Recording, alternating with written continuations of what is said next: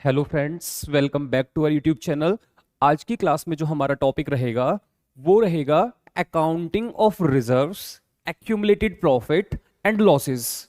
मतलब at the time of reconstitution of partnership firm, चाहे वो चेंज इन पीएसआर हो या एडमिशन हो या रिटायरमेंट हो या किसी पार्टनर की डेथ हुई हो, आने वाले ये सारे चैप्टर्स जो पार्टनरशिप में हैं, इन सभी में accounting treatment of reserve, profits and losses same ही रहता है।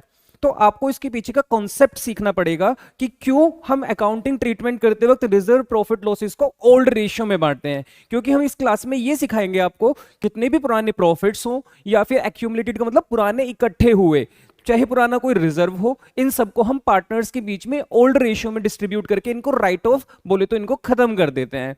तो चलो, एक क्वेश्चन है आपकी टीएस ग्रेवाल के अंदर, क्वेश्चन नंबर 14, ये हेडिंग लिखी हुई है, ये बुक से ही पिक क्लिक की हुई है, accounting of reserve, accumulated profits and losses। लिखा हुआ है, नित्या and Anand are partners in a firm sharing profit and loss equally with effect from 1st April 2023 they decided to share future profit 3:2। तो दो partner है, उनका पहले ratio equal था, उसके बाद फ्यूचर में इन्होंने डिसाइड किया कि रेशियो 3:2 हो जाएगा। कहते हैं चेंज इन पीएसआर की बाद profit and loss had credit balance. बच्चों, जब भी क्रेडिट बैलेंस होता है तो हम उसको क्या मानते हैं? अपना प्रॉफिट मानते हैं, क्योंकि प्रॉफिट का नेचर क्रेडिट का होता है। तो जब भी आपको क्रेडिट बैलेंस मिला करेगा, आप माना करेंगे कि क्वेश्चन में प्रॉफिट लिखा हुआ है। और अगर कभी डेबिट बैलेंस लिखा है कि profit and loss account had a debit balance, तो हम माना करेंगे वो लॉस लिखा हुआ है।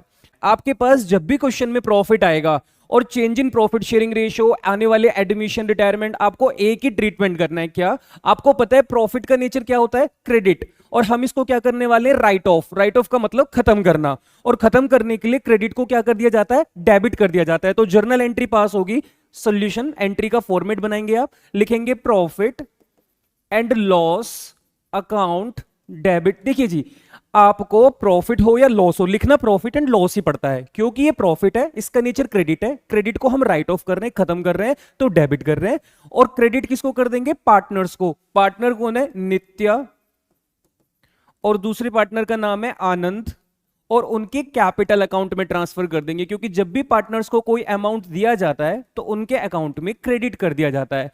कितने रुपए का प्रॉफिट था? 1,50,000। इसको किस रेशियो में बांटेंगे? ओल्ड रेशियो, जो कि इक्वल रेशियो है, 75,000 75,000। आप इसकी नरेशन भी लिख सकते हैं, बीइंग प्रॉफिट रिटर्न ऑफ। आपने प्रॉफिट को खत्म कर दिया, या profit distribute in old ratio, इस तरीके से आप इसकी नरेशन भी लिख सकते हैं। तो जब भी आपके पास क्वेश्चन आता है, उसको ओल्ड रेशियो में ही बांटना होता है, न्यू रेशियो में कभी भी डिस्ट्रीब्यूट नहीं करते।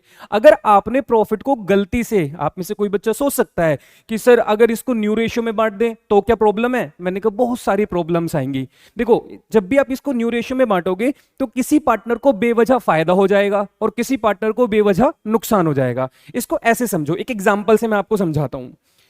मान लीजिए आपके पास पहले से आप 3 पार्टनर काम कर रहे थे। पार्टनर का नाम है अवि, बिन्नू और चिंटू।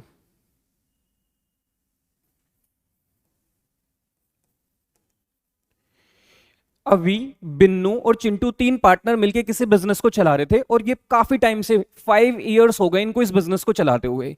इन्होंने पिछले 5 साल में बिजनेस में 1,50,000 रुपीज जोड़ लिए हैं। मतलब इनको प्रॉफिट होता था, लेकिन पार्टनर्स उसे डिस्ट्रीब्यूट नहीं किया करते थे। ये प्रॉफिट की जगह रिजर्व भी हो सकता है, सेम ही ट्रीटमेंट होता है प्रॉफिट का भी और रिजर्व का भी। तो पार्टनर्स डिस्ट्रीब्यूट नहीं किया करते थे, इसको इकट्ठा करते थे, कहते थे अरे अभी जरूरत नहीं है, जब बाद में कभी जरूरत होगी तो ले लेंगे। मान लेते हैं कि इनका रेशियो जो था वो पहले 1:1:1 हुआ करता था, लेकिन सडन एक चेंज आया। चेंज क्या है? पार्टनर्स ने कहा हम अपना रेशियो क्या करेंगे? बदल देंगे। हमने कहा ठीक है, बदल दो, कोई दिक्कत नहीं है। इन्होंने कहा अगर हमारा रेशियो बदला जाएगा तो अब हमारा रेशियो हो जाएगा 5:3:2। पहले पार्टनर्स का रेशियो क्या हुआ करता था? इक्वल, और फिर पार्टनर का रेशियो क्या हो जाएगा? 5:3:2। अब देखो, प्रैक्टिकली मैं आपको दिखाता हूं कि किस तरीके से किसी पार्टनर को मजे आने वाले हैं और किस पार्टनर को बेवजह का नुकसान होने वाला है। इसको इस तरीके से समझने की कोशिश करना। तो बच्चों, अपने एग्जाम्पल में 3 कैरेक्टर लेते हैं। मान लीजिए मैं अवि हूं, ठीक है, मैं अवि के पॉइंट ऑफ व्यू से सोचूंगा। ये बिन्नू रहेंगे, जो कि हमारे एग्जाम्पल में दूसरे कैरेक्टर रहेंगे। और ये हमारे एग्जाम्पल में तीसरे कैरेक्टर रहेंगे जिनका नाम रहेगा चिंटू। और कैसे ये अपने प्रॉफिट को, इस प्रॉफिट को ओल्ड में बांटना चाहिए, न्यू रेशियो में बांटना चाहिए, इसके ऊपर डिस्कशन कर रहे हैं। और डिस्कशन के बाद कंक्लूजन पे चलते हैं। आप और हमें मिलकर खुद ही डिसाइड करना है कि इन तीनों में से कौन ठीक है, और बाद में हमें ये भी आंसर बताई देंगे कि कौन सी चीज सही होगी। अगर आपको जज करने के लिए बोला जाए तो आपको भी इस पे अपना डिसीजन देना है। अरे भाई ये तो रेशो बदल रहे हैं, और हम तीनों ने मिलके ये जो पुराना प्रॉफिट है 1,50,000 जो हमने पास्ट 5 ईयर्स में ऐड किया था, इकट्ठा किया था, अगर रिकॉन्स्टिट्यूशन हो रहा है तो हमें इसको अपने पुराने रेशो में ही बांट लेना चाहिए। क्यों? क्योंकि आज के बाद तो रिकॉन्स्टिट्यूशन हो रहा है पार्टनरशिप फर्म का, और अगर पार्टनरशिप फर्म का रिकॉन्स्टिट्यूशन हो रहा है तो भाई मैं आपको बता रहा हूं रेशो बदल जाएंगे। तो फ्यूचर में अगर हम इसको ले गए तो ये फ्यूचर रेशो में बटेगा, प्रॉब्लम आ सकती है।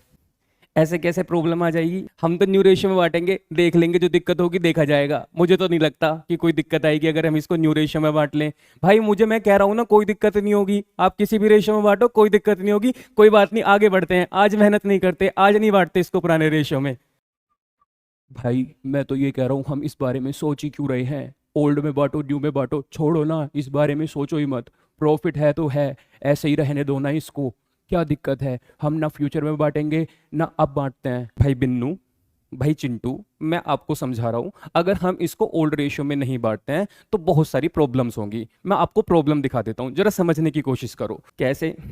करके दिखाना, कैसे इक्वल, कैसे? मुझे तो नहीं लगता कि ये कोई इक्वल वाली बात है। हमें को भी चेक करके दिखाओ किस तरीके से ये इक्वल वाली बात हुई। ठीक है, तो तुम दोनों पहले यहाँ ध्यान दो। देखो 1,50,000 में हम तीनों ने इक्वली कंट्रीब्यूशन किया था। तो अगर मैं चेक करूं, मैं अपना नाम लिखूं, मैं बिन्नू तुम्हारा नाम लिख देता हूं, और चिंटू मैं आपका नाम लिख देता हूं। तीनों का नाम लिखा। जो इस प्रॉफिट 1,50,000 में कंट्रीब्यूशन जब किया था, ओल्ड रेशियो में किया था, तो एक्चुअली इस 50,000 में हम तीनों ने 50,000, 50,000 और 50,000 रुपीज कंट्रीब्यूट किए हुए हैं। तुम लोगों को समझ में आ रहा है? इधर देख लो। अब अगर हम इनको डिस्ट्रीब्यूट नहीं करते हैं आज, तो ये पैसा फ्यूचर में ट्रांसफर हो जाएगा, क्योंकि जितनी भी बैलेंस शीट का आइटम होते हैं वो हर साल कैरी फॉरवर्ड होते रहते हैं। अब अगर मैंने इसको नहीं बांटा तो फ्यूचर में जब ये कभी डिस्ट्रीब्यूट होगा तब तो हमारा न्यू रेशियो चल रहा होगा।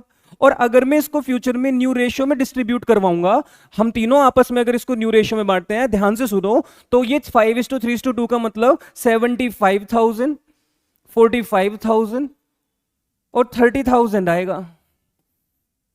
और तुम दोनों को ये समझना पड़ेगा कि अगर ऐसा होता है फ्यूचर में, तो जबकि मेरा कंट्रीब्यूशन सिर्फ 50,000 रुपीज है, तो मुझे तो बेवजह फायदा होगा, मुझे कोई दिक्कत नहीं होगी। मैं तो तुम दोनों का भला सोच रहा था, क्योंकि मैं हमेशा ये चाहता हूं कि मेरे दोस्तों का, मेरे साथियों का, और हम पार्टनरशिप में अगर बिजनेस है, सेम ओनर है, तो हम तीनों में से किसी का भी नुकसान नहीं होना चाहिए। देखो मुझे 50 मिलते, लेकिन आपकी इस गलती की वजह से फ्यूचर में मुझे कितने मिल जाएंगे? 75,000। और आपके 50 की जगह सिर्फ फ्यूचर में कितने रह जाएंगे? 45,000। और चिंटू तुम्हारे 50,000 की जगह फ्यूचर में कितने रह जाएंगे? 30,000। अब आप बताओ, क्या इसको आज बांटे या इसको फ्यूचर में लेके चलें? क्या कह रहा है भाई? मुझे 5,000 रुपए का नुकसान हो जाएगा अगर मैं आज ये वाली गलती कर देता हूं। ओहो, फिर नहीं नहीं नहीं, फिर नहीं, फिर न्यू रेशियो में नहीं बटने देंगे। एक का ओल्ड में बांट दो, ओल्ड में बांट दो, क्योंकि नुकसान नहीं होना चाहिए मेरा, मुझे नुकसान नहीं होना चाहिए भैया। मैं कोई बात नहीं, कोई बात नहीं। अभी भाई आप सही कह रहे हो, कोई बात नहीं, ओल्ड में बांटेंगे, क्योंकि फ्यूचर में तो बांटेंगे तो हमें नुकसान हो सकता है, मेरा बेवजह लॉस हो जाएगा 5,000 का। ऐसे नहीं होना। तुम कितने अच्छे हो, आज से तुम हमारे लीडर हो, तुम हमारे लीडर हो, क्योंकि तुमने हमारा इतना अच्छा सोचा। अगर आप ऐसा ना बताते हमें, तो हमें तो बेफालतू का नुकसान हो जाता। Thank you so much, thank you so much. भाई तू ही मेरा सच्चा साथी है। भाई तूने मेरे बारे में इतना सोचा। भाई तू, अब मैं भी फ्यूचर में कभी तेरे बहुत काम आऊंगा। भाई तेरी इस समझदारी की वजह से मुझे 20,000 रुपये का लॉस होते होते बच गया। भाई तूने सही बताया। ये चीज़ हमें बिल्कुल समझ में आ गई कि जब भी रिकॉन्स्टिट्यूशन हो और कोई भी प्रॉफिट लॉस हो, तो उसको पुराने रेशो में ही बांट लेने में भलाई है। अगर हम ऐसा नहीं करते हैं तो फ्यूचर में बेवजह लॉस भी उठाना पड़ सकता है। थैंक यू भाई, थैंक यू, थैंक यू। हाथ तो मिला ले। ओके, तो बच्चों आपको अब एक चीज समझ में आ गई होगी। ये इस एग्जाम्पल से, ये सारी जो भी एग्जाम्पल बनाने की कोशिश की मैंने, मुझे लगता है आपको समझ में आया हो मे भी, कि अगर हम कोई भी पुराना प्रॉफिट या लॉस उसको पुराने रेशियो में नहीं बांटते हैं, तो रेशियो बदलने की वजह से फ्यूचर में किसी को बेवजह फायदा, बेवजह नुकसान हो सकता है। इसलिए अपना कॉन्सेप्ट बिल्कुल क्लियर रखो कि जब भी कोई पुराना प्रॉफिट या लॉस होगा, उसको किस रेशियो में डिस्ट्रीब्यूट किया करेंगे? ओल्ड रेशियो में। क्योंकि प्रॉफिट है तो उसका नेचर क्रेडिट है, तो खत्म करने के लिए डेबिट कर दिया। और दोनों पार्टनर्स जो कि पैसा लेंगे, अमाउंट लेंगे प्रॉफिट को विड्रॉ करने वाले बिजनेस से, तो उनके अकाउंट में क्रेडिट साइड ट्रांसफर होगा, क्योंकि जब भी हम ओनर को कोई पैसा देंगे तो उसकी कैपिटल को बढ़ा देते हैं ना, कैपिटल का नेचर क्रेडिट, तो क्रेडिट में कोई भी आइटम ऐड करने के लिए क्रेडिट ही किया जाता है। ये 11th में chapter 6 rules of debit credit में सिखाया जाता है, डेबिट को इंक्रीज करना है तो डेबिट ही करो, डिक्रीज करना है तो क्रेडिट करो। तो मुझे उम्मीद है आपको क्वेश्चन समझ में आया होगा एग्जाम्पल के साथ। चलिए बच्चों, एक और क्वेश्चन है हमारे पास जो रिजर्व से रिलेटेड है। क्वेश्चन है question number 17, X Y and Z who were sharing profit and loss. ये आपकी टीएस ग्रेवाल का क्वेश्चन है। एक्स वाई जेड सभी के पास होगी मुझे उम्मीद है, क्योंकि हमारे इंडिया में आधे से ज्यादा 70-75% स्कूल्स में तो टीएस ग्रेवाल से ही पढ़ाया जाता है सीबीएसई में। तो एक्स वाई जेड 3 पार्टनर है, तीनों का रेशियो 5:3:2 है। उसके बाद लिखा हुआ है उनका फ्यूचर प्रॉफिट हो जाएगा 235, वर्कमैन कंपनसेशन रिजर्व 1,20,000 है, और क्वेश्चन में लिखा हुआ है when there is claim of ₹80,000। अच्छा, सुनने की बात यह है बच्चों, वर्कमैन कंपनसेशन रिजर्व क्या होता है? तो मान लो आपने एक बैंक, पिग्गी बैंक टाइप होता है ना, जैसे आप घर में गुल्लक होती है जहां पे आप पैसा सेव करते हो, तो पार्टनर्स भी जो रिजर्व बनाते हैं तो वो अलग अलग टाइप के रिजर्व बनाते हैं। तो वो क्या करते हैं, उनके यहाँ पे जो वर्कर्स काम कर रहे हैं, तो वो वर्कर्स जब काम करते हैं तो ऑन ड्यूटी अगर उनको कोई परेशानी हो जाती है, उनके साथ कोई एक्सीडेंट हो जाता है, मिस हैपनिंग हो जाती है, उनको कोई चोट वगैरह लग जाती है, तो उसका जो खर्चा होगा, जो मेडिकल एक्सपेंस होगा, वो ओनर्स या पार्टनर्स या फर्म को ही बियर करना पड़ता है। तो क्योंकि उनको पता है कि फ्यूचर में ऐसा कभी हो सकता है, तो वो फ्यूचर की प्रिपरेशन पहले से ही करते हैं और वो WCR नाम का एक अकाउंट बनाते हैं और उसमें पैसा सेव करना स्टार्ट कर देते हैं, कुछ अमाउंट इसके अंदर रखना स्टार्ट कर देते हैं। हर महीने हर साल जब साल का एंड होता है, उनको प्रॉफिट होता है, तो इसमें वो कुछ प्रॉफिट का पार्ट डाल देते हैं और उसका नाम रख देते हैं वर्कमैन कंपनसेशन रिजर्व। अब आप बताओ, प्रॉफिट का ही अगर ये पार्ट है तो इसका नेचर भी कैसा रहेगा? क्रेडिट का ही रहेगा ना, क्योंकि ये प्रॉफिट का ही पार्ट है। ओके, आगे बढ़ते हैं। अब या तो देखो दो बातें हो सकती हैं, जब change in profit sharing ratio हो रहा है, रिकॉन्स्टिट्यूशन की डेट आ रही है, तो हम रिकॉन्स्टिट्यूशन की डेट पर जब पहुंचेंगे तो हम चेक करेंगे कि क्या अभी तक किसी वर्कर का कोई क्लेम, जैसे कोई उसने मेडिकल बिल वगैरह हमें दे के मांग रखे हो पैसे, चाहे हमने अभी तक उसको रिलीज ना करा उस अमाउंट को, तो हम ये चेक करते हैं कि क्या किसी वर्कर को कोई चोट वगैरह तो नहीं लगी थी, क्या उसका कोई क्लेम वगैरह तो नहीं आया हुआ। अगर कोई क्लेम नहीं आया हुआ तो ये सारा का सारा पैसा बच गया, तो फिर से वही वाली बात, रिजर्व है, इसको फ्यूचर में ले जाएंगे तो फ्यूचर में फिर बटेगा तो दिक्कत होगी पार्टनर्स को। तो पार्टनर्स ये कहते हैं अगले साल से दोबारा रिजर्व बनाएंगे, इस पुराने रिजर्व को पुराने रेशियो में बांट के खत्म कर लेते हैं। तो आप क्या करोगे, इस रिजर्व में से सारा पैसा निकालोगे और तीनों लोग बांट लोगे अगर कोई क्लेम नहीं आता है। लेकिन अगर बच्चों क्लेम आ जाता है तो क्लेम आने पे आपको इसमें से पैसा निकालना भी तो पड़ेगा। मेरी बात नहीं समझे, एग्जाम्पल से समझना चाहते हो? मैं आपको एक एग्जाम्पल देके समझाता हूं। मान लो 1 अप्रैल 2023 का दिन है और उन्होंने डिसाइड किया है कि फ्यूचर प्रॉफिट 235 हो जाएगा 532 से। तो जिस दिन हम रेशियो को चेंज कर रहे थे उस दिन हमने चेक किया कि हमारे इस वर्कमैन कंपनसेशन रिजर्व में क्या कोई अमाउंट है, तो हमें पता चला कि हाँ, हमने 1,20,000 रुपए सेव कर रखे हैं, 1,20,000 रुपीज हमने जोड़े हुए थे इसके अंदर। ओके, हम ये चेक कर रहे हैं कि हमने चेक करा, हमने फोन वगैरह भी करे एम्प्लॉय को कि हमने कहा किसी के पास कोई बिल हो, कोई क्लेम लेकर आना चाहता है तो आ जाओ। तो हमने देखते हैं, देखते देखते ही एक एम्प्लॉय हमारे पास आ रहा है। ओके, आ जाओ सर, आ जाओ सर, हम आपके कंपनी में एम्प्लॉय हैं, हमारे पिछले महीने चोट लग गई थी, मेरे हाथ में पट्टी भी खुल गई। अरे यार, तुम्हारे तो बहुत चोट लग गई, कितना खर्च आया तुम्हारे सारे के सारे जितने भी आपने इलाज कराया, और ये आप अभी भी सामान लेके आप रेस्ट करो, ये क्यों आपने उर्जे पुर्जे उठा रखे? रख दो, कोई बात नहीं, बाद में आना, आप 10-15 दिन की आपकी छुट्टी, जब तक आप बिल्कुल स्वस्थ नहीं हो जाते आप बाद में आना। आप अमाउंट बताओ आपका कितना है? सर, हमें हमारे 80,000 रुपये दे दीजिए, हमारा 80,000 रुपीज़ का खर्चा आया था। सर, आप हमें जो बिल था आपने कहा था कि आप पैसे दे देंगे, आप हमें हमारे 80,000 रुपये दे दीजिए। कोई बात नहीं, मैं अभी 80,000 रुपीज आपको दे देता हूं। अब बच्चों मैं क्या करने वाला हूं, जरा ध्यान से देखना। अगर मैं ओनर हूं और ये मेरे एम्प्लॉय हैं तो मैं इस 120,000 में से 80,000 रुपीज निकालूंगा और इनके हैंड ओवर कर दूंगा। मैंने कहा लो 80,000 रुपीज और जाओ आराम करो, पैसे दे दो जहां भी तुम्हारे, खर्च करो आप इनको। Thank you so much sir, इतना हैवी खर्चा देख के तो मैं टेंशन में आ गया था, आपका बहुत बहुत शुक्रिया, आपने मुझे मेरे पैसे दे दिए। अब मैं इसको, जो मैंने जहां से पैसे उधार लिए थे अपना इलाज कराने के लिए, मैं वापस दे पाऊंगा। Thank you sir, thank you. अब आप मुझे बताओ, अगर जर्नल एंट्री के प्रोस्पेक्टिव से देखा जाए तो अगर मैं क्रेडिट में से 80,000 रुपीज निकाल रहा हूं तो क्या वो डेबिट हो जाएंगे नहीं हो जाएंगे? तो वर्कमैन कंपनसेशन रिजर्व को मैं 80,000 से डेबिट करने वाला हूं, workman compensation reserve account debit.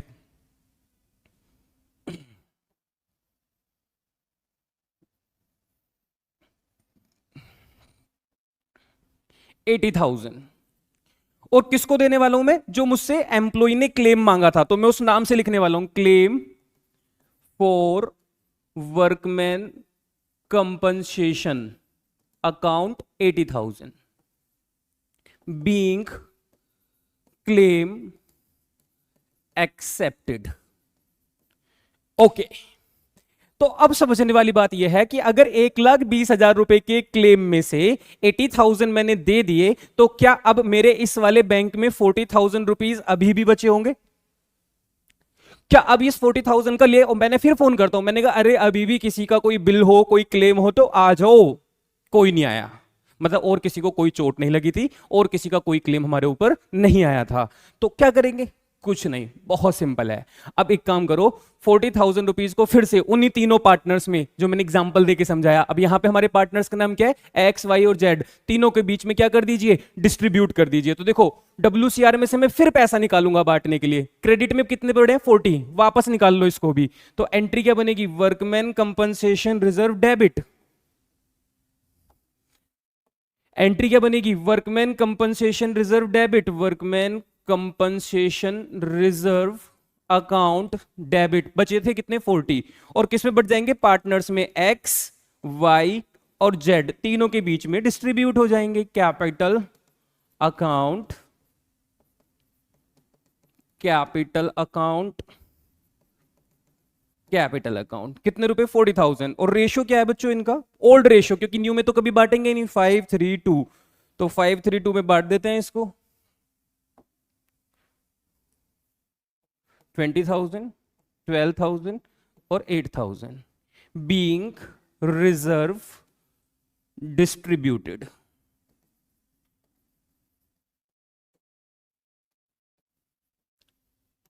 Partners. अच्छा, कुछ बच्चों के दिमाग में आ रहा होगा सर हमारे स्कूल में या हमारे ट्यूशन में तो एक ही एंट्री सिखाई है, तो बच्चों देखो workman compensation reserve debit 40, workman compensation reserve debit 80, जब दोनों ही डेबिट है तो आप एक ही बार वर्कमैन कंपनसेशन रिजर्व डेबिट कर लो 120 से, to claim for workman compensation, to X, to Y, to Z, मतलब इसको ऊपर ले जाओ, एक ही बार लिखो, बस अमाउंट ऐड कर दो 120 और टू ये, फिर बाकी तीनों को ऐड कर दो, एंट्री तब भी सेम ही रहेगी, कुछ दिक्कत नहीं, आप दो एंट्री भी बना सकते हो, एक भी बना सकते हो।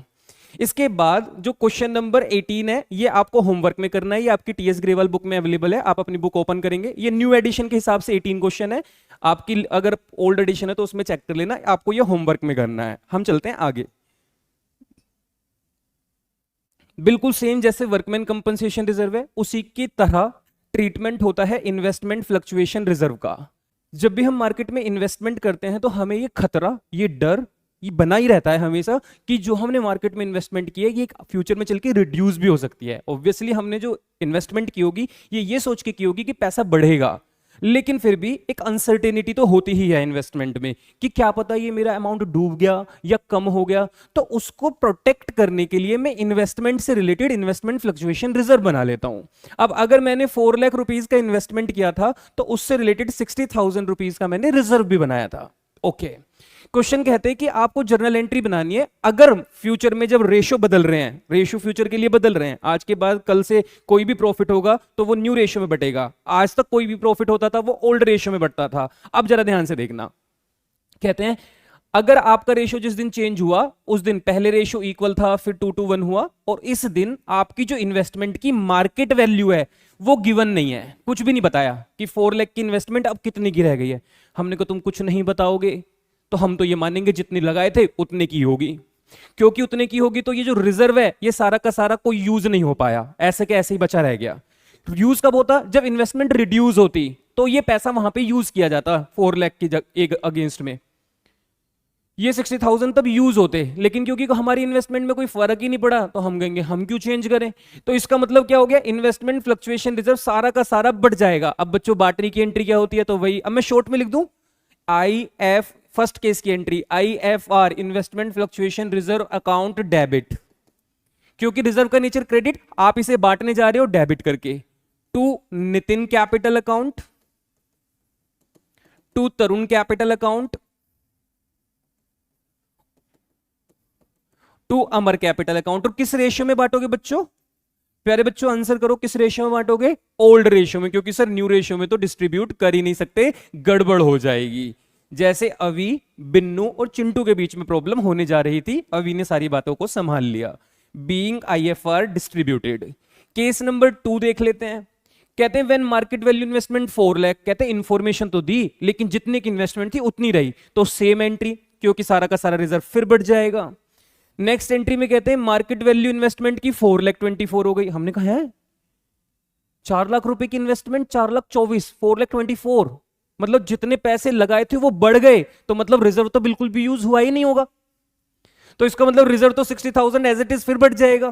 कैसे? आईएफआर मतलब एक एंट्री तो बच्चों देखो, थर्ड केस की एक एंट्री तो सेम यही बना लेना, थर्ड केस की पहली एंट्री यही बना लेना, आईएफआर डेबिट टू ये। दूसरी एंट्री में आपको समझा देता हूं, अगर आपकी इन्वेस्टमेंट या कोई भी एसेट इंक्रीज या डिक्रीज होती है eight the time of reconstitution, तो इसका मतलब या तो आपको प्रॉफिट हो सकता है या फिर आपको लॉस हो सकता है eight the time of reconstitution. तो जो भी प्रॉफिट लॉस होता है उसके लिए एक अकाउंट ओपन किया जाता है जिसको रिवैल्यूएशन अकाउंट बोलते हैं। तो जब भी आपको रिकॉन्स्टिट्यूशन के टाइम पे प्रॉफिट लॉस होगा, आप उसे रिवैल्यूएशन अकाउंट में ट्रांसफर करेंगे। तो देखो क्या करना है। हमने कहा हमें तो 24,000 का प्रॉफिट हो गया, प्रॉफिट हुआ तो प्रॉफिट किधर की तरफ रिकॉर्ड होते हैं? Credit side. तो मतलब रिवैल्यूएशन अकाउंट में क्रेडिट साइड रिकॉर्ड किया जाएगा। और ये प्रॉफिट किसकी वजह से हुआ है? इन्वेस्टमेंट की वजह से हुआ है। तो बच्चों मैं इस क्वेश्चन के अंदर आपको एंट्री बनाना सिखा रहा हूं, ये इस क्वेश्चन की बी एंट्री है। केस नंबर 3 की पहली एंट्री क्या हो गई? आईएफआर को बांट दिया, 60,000 सारा बच गया, एज इट इज बांट दिया। हमने कहा 24,000 का प्रॉफिट भी हो गया। प्रॉफिट रिवैल्यूएशन अकाउंट में रिकॉर्ड किया जाता है जब रिकॉन्स्टिट्यूशन के टाइम पे अगर कोई प्रॉफिट होता है। तो हमने कहा रिवैल्यूएशन अकाउंट क्रेडिट, क्योंकि प्रॉफिट का नेचर क्रेडिट का होता है। और कितने रुपए का प्रॉफिट हुआ? 24,000। Okay, very good. अब आप कहोगे सर ये प्रॉफिट हुआ तो क्या हुआ? हमने कहा प्रॉफिट हुआ तो पार्टनर्स को दिया जाएगा, और क्योंकि ये पुराने इन्वेस्टमेंट से प्रॉफिट हुआ है तो किस रेशियो में बटेगा? पुराने ओल्ड रेशियो में ही बटेगा। तो बांट देते हैं इसको। प्रॉफिट का नाम हमने यहां पे बदल के रिवैल्यूएशन कर रखा है, तो हम लिखेंगे revaluation account debit to Nitin capital account, to Tarun capital account, to Varun capital account, नहीं है अमर कैपिटल अकाउंट। और रेशियो इक्वल, तो 24,000 को डिस्ट्रीब्यूट करोगे तो 8,000, 8,000, 8,000। Very good. आगे बढ़ते हैं, नेक्स्ट केस पे आते हैं। कहते हैं market value of investment 3,70,000। 4 lakh की इन्वेस्टमेंट 3,70,000 की होगी, मतलब जिस चीज का खतरा था उस खतरे से अब आमना सामना होने जा रहा है। आपकी इन्वेस्टमेंट 4 लाख से 370 हो गई, इसका मतलब आपकी इन्वेस्टमेंट 30,000 से क्या हो गई? रिड्यूस हो गई। मतलब ये जो आईएफआर आपके पास था, अब इस आईएफआर को आपको यूज करना पड़ेगा। फिर से वही रिजर्व है नेचर क्रेडिट का, इसमें से पैसा निकालेंगे तो डेबिट करेंगे। तो हमने आईएफआर को डेबिट किया। हमने कहा कितने रुपए पड़े थे तुम्हारे पास? 60 थे ना। एंट्री 2 भी बना सकते हो, कंबाइंड भी बना सकते हो, तो मैं कंबाइंड बना के दिखा रहा हूं। हमने कहा 60 के 60 हमने निकाले। हमने कहा लो इन्वेस्टमेंट कम हो गया है, इन्वेस्टमेंट। तो हमने कहा इन्वेस्टमेंट कितने से कम हुआ? 30। तो 60 में से 30 वहां ट्रांसफर कर दिए, रिजर्व में से 30,000 रुपए निकाल लिए, 30 बच गए। हमें तो लग रहा था 60,000 रुपए तक का भी नुकसान होगा तो कोई दिक्कत नहीं है, हमने तो पैसा रखा हुआ है जेब में। नुकसान कितने रुपए का हुआ? 30। हमने कहा आईएफआर 60, तुम में से निकलेंगे सिर्फ 30, तो बाकी के जो 30,000 रुपीज बचे वो कहां जाएंगे? वो पार्टनर्स में बढ़ जाएंगे। पार्टनर्स फिर आ जाएंगे बीच में, नितिन, तरुण और अमर। किस रेशियो में बांटेंगे? अब आपको बताने की जरूरत नहीं है, अब तो मैं ही आपको बताऊंगा, क्योंकि अब तो आपके दिमाग में सारी चीजें फिक्स हो चुकी होंगी ओल्ड रेशियो में। आप बोलोगे सर नरेशन कुछ नहीं, being investment fluctuation reserve adjusted. आपने आईएफआर को क्या कर दिया? एडजस्ट कर दिया। Very good. लास्ट केस देखते हैं इस क्वेश्चन में, और रिजर्व का टॉपिक खत्म। कहते हैं when its market value 3,10,000। Okay, blunder हुआ है थोड़ा बच्चों। 3,10,000 की इन्वेस्टमेंट हो गई। 4 लाख रुपीस की इन्वेस्टमेंट मार्केट में थी, जब रिकॉन्स्टिट्यूशन हुआ आपने जाके चेक किया तो पता चला इन्वेस्टमेंट 3,10,000 की रह गई है, मतलब 90,000 का लॉस। कैसे करेंगे? हमने कहा चिंता मत करो, आईएफआर है, झेल जाएगा, लेकिन कितने तक का नुकसान? सिर्फ 60,000 का। 30,000 रुपए जो फालतू एक्स्ट्रा खर्चा हो गया, क्योंकि मेरे पास तो 60,000 आईएफआर है और मुझे 90,000 का लॉस बियर करना है, तो जो 30,000 रुपए का एक्स्ट्रा लॉस हुआ उसका बर्डन अब आपकी जेब पे पड़ेगा, आपको ये लॉस झेलना पड़ेगा। और मैंने भी बताया प्रॉफिट हो या loss, eight the time of reconstitution revaluation account में लिखा जाता है और लॉस डेबिट साइड लिखे जाते हैं, तो इसलिए रिवैल्यूएशन अकाउंट को हम डेबिट करेंगे 30,000 से। और टू इन्वेस्टमेंट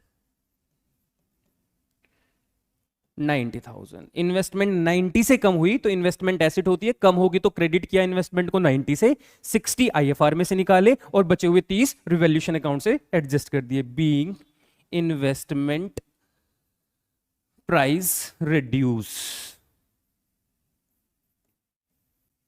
अब आप मुझे बताओ, अगर प्रॉफिट होता है तो पार्टनर्स में डिस्ट्रीब्यूट होता है, तो लॉस होगा तो वो भी तो पार्टनर्स को ही झेलना पड़ेगा, बियर करना पड़ेगा। तो क्या एंट्री करें इस 30,000 के लॉस को बांटने की? तो आप बोलेंगे ये तो फर्स्ट एंट्री हो गई इस केस की, लास्ट केस की सेकंड एंट्री। आप कहोगे सर इस बार तो पार्टनर्स के अकाउंट से पैसा कटेगा। हमने कहा बिल्कुल कटेगा। पार्टनर्स के नाम क्या क्या है हमारे पास? नितिन, तरुण और अमर। तो नितिन, तरुण और अमर के अकाउंट से डेबिट कर लेते हैं। पार्टनर्स को पैसा देते हैं तो उनके अकाउंट में क्रेडिट और काटते हैं तो डेबिट। नितिन इक्वल पार्टनर है ना, तो कहीं भी नाम लिख सकता हूं मैं फिलहाल। नितिन, अमर और तरुण।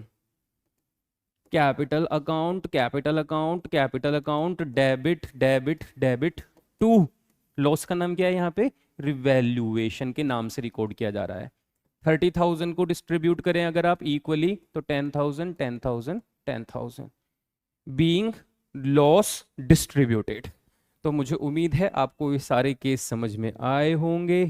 मैं थोड़ा छोटा करने जा रहा हूँ इसको, सिर्फ इसलिए कि आपको क्वेश्चन वगैरह सब एक ही जगह दिख जाए। बच्चों देखो थोड़ा छोटा दिख रहा होगा, लेकिन सिर्फ ऐसे समझो कि ये एक क्वेश्चन है, इसके पहले केस की एंट्री, सारे केस की एंट्री मैंने आपको समझाने की कोशिश किया है। चलिए, तो मुझे उम्मीद है कि आपको ये वीडियो पसंद आई होगी। पसंद आई तो अपने फ्रेंड्स के साथ जरूर शेयर करें और अपना सपोर्ट इसी तरीके से दिखाएं, वीडियो को लाइक करके और चैनल को सब्सक्राइब भी करना। हम मिलेंगे नेक्स्ट वीडियो में। आप अपना ख्याल रखना। Bye bye, take care.